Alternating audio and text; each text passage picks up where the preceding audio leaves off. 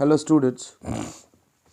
So long we were continuing with our offline classes, but as you know, all on a sudden, due to a massive spurt in the Omicron cases, the government has again declared that classes will continue online till 15th. After that, government will decide, and accordingly we will have to continue our transaction of the knowledge or transaction of our school, or how we will continue with the mode of studies, that depends upon the government. Anyway, we have started the chapter that is Quit India Movement. In our school online class also I have done little bit, but today I will explain in the video.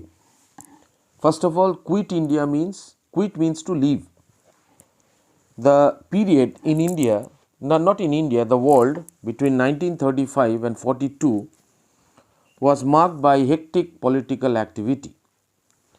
The civil disobedience movement faded out by 1934. You have seen, I have explained that Gandhiji withdrew from the civil disobedience movement.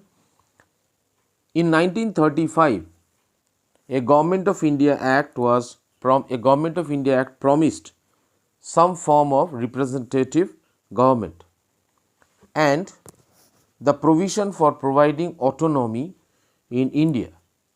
That means in 1935, the Government of India promised that there will be some concessions given to the Indians to form their own government, and that will get provincial autonomy. That means they will get some sort of freedom. 2 years later, in 1937, elections were held and the Congress decided to contest the election. So 1937 elections were held.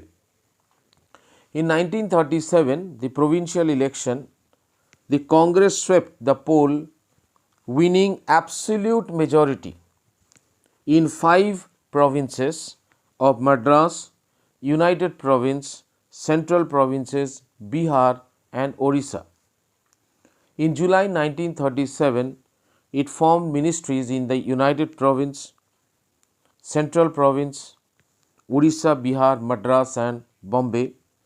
Later, Assam and Northwest Frontier Province also came under the Congress. Thus, 8 of 11 provinces effectively had a Congress government. So, Congress owned by a massive majority, and during those days there were 11 provinces, out of which 8 provinces were ruled by the Congress under the supervision of British governor. The popularity of the Congress rapidly grew and its membership increased from 500,000 in 1936 to 5 million by the end of 1939. So, you can understand, from 500,000 in 1936 to 5 million in 1939. So, by this time the Congress had a very strong foothold in India.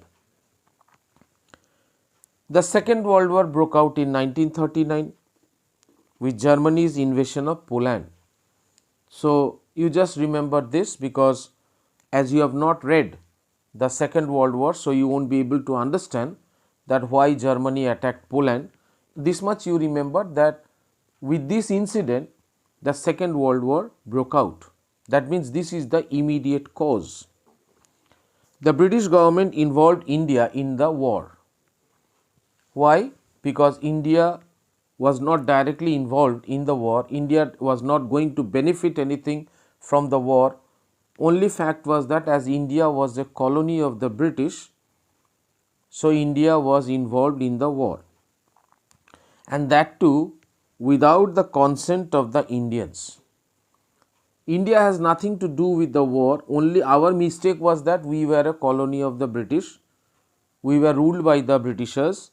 So, I thought that it was their right to include Indians, but for that they did not have the minimum courtesy to take permission from the Indian leaders. The Congress ministries resigned to protest this move. Congress protested, and as a mark of protest they resigned the entire ministry. Punjab, Bengal and Sindh ministries, however, did not resign as they hoped to win over the goodwill of the British government. But these three states, Punjab, Bengal and Sindh provinces, as they were mainly Muslim dominated, so they did not resign, and they thought that they will come into the good book of the British and they will win over the goodwill of the Britishers. So, for these three reasons, Punjab, Sindh and Bengal did not resign, but all other resigned. This had a number of implications in India. The Muslim League was happy and offered their support to the British. So, Congress did not support the British, but Muslim League supported. In fact, the League declared the day of Congress resignation as the day of deliverance. So, that means Muslim League was very happy that Congress has resigned from the ministries. By the summer of 1940, the Germans had conquered all those countries that were against them in Europe. So, Germany by now became very powerful, and it had captured all the countries which were against Germany in Europe, except England, that now stood alone. On the Eastern Front, the British were alarmed at the successive victories of Japan during 1940s. Burma was turned into a big battlefield and the war reached to the Indian borders. So, on the east, either on this side Germany was very powerful, and in the eastern side Japan was very powerful. And Japan was gradually progressing towards India. It has reached the Indian borders. Now, this was a serious threat. This was an impending threat of a Japanese invasion of India, which loomed large over the British Empire. Now, there was a change of attitude of the Muslim League. Previously, they were supporting the British. Now, they have realized the result of 1937 elections and formulation of ministries by Congress led to a change of attitude in the Muslim League leadership. They now realized that how much we will shout or fight, still Congress is much more popular than that of the Muslim League. The leaders of the League, including Muhammad Ali Jinnah, pronounced that it was impossible for them to work with the Congress as they could not expect any justice from it. The rift between the two continued, and in 1940 the Muslim League finally passed a resolution demanding a separate nation of Pakistan.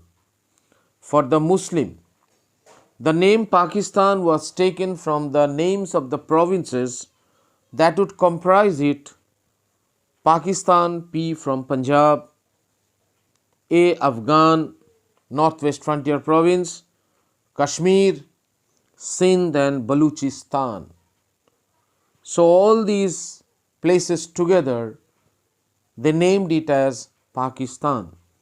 So, Muhammad Ali Jinnah first gave his two-nation theory in 1940. According to him, the Hindus and the Muslims cannot work together, cannot live together, because they were two separate entities, two separate religion, two separate cultures, as according to Muhammad Ali Jinnah. So, they demanded a separate state of Pakistan. Pakistan was named on the basis of the territories under the so-called Pakistan was Punjab, Afghan, that is Northwestern Frontier Province, Kashmir, Sindh and Baluchistan. After this, the Congress had a meeting in July 1940 and demanded an immediate and unequivocal declaration of complete independence of India. So, India declared that we want independence, which would enable it to effectively organize and looked into the defense of the country, because now it was half-hearted. In response to this, the then Viceroy Lord Linlithgow made an offer known as the August Offer. Now, the Britishers started battering the Indians because now they required the help of the Indians because Britain was involved in the war. The main proposal, these are not in your syllabus, just for your understanding, because all on a sudden if you go for the Japanese threat, if you go for the Cripps mission, you will not understand. That is why I am just giving you an introduction, so it will be easy for you to understand the chapter. The main proposal of the August Offer were a representative constitution making body shall be appointed immediately after the war. So, these are all Cadbury chocolates given by the British to the Indians. Whenever they required the help of the Indians, you must have seen that what happened during the Rowlatt Act, Jallianwala Bagh and the Khilafat movement. Even during before the First World War, Indians supported the British, hoping that they will get their independence after the war, but these are the things which India got. The number of the Indians in the Viceroy's Executive Council will be increased and a War Advisory Council would be set up. The August Offer was rejected for several reasons. The Congress did not approve it because it did not define a time limit for setting up the constitution making body. So, in the August Offer it was said that there will be a constitution making body, but when it will be made, there was no such time limit. And secondly, the offer was also rejected because the minorities, including the Muslim League, were assured that no constitutional scheme would be acceptable to the government unless it was agreed to by the minorities.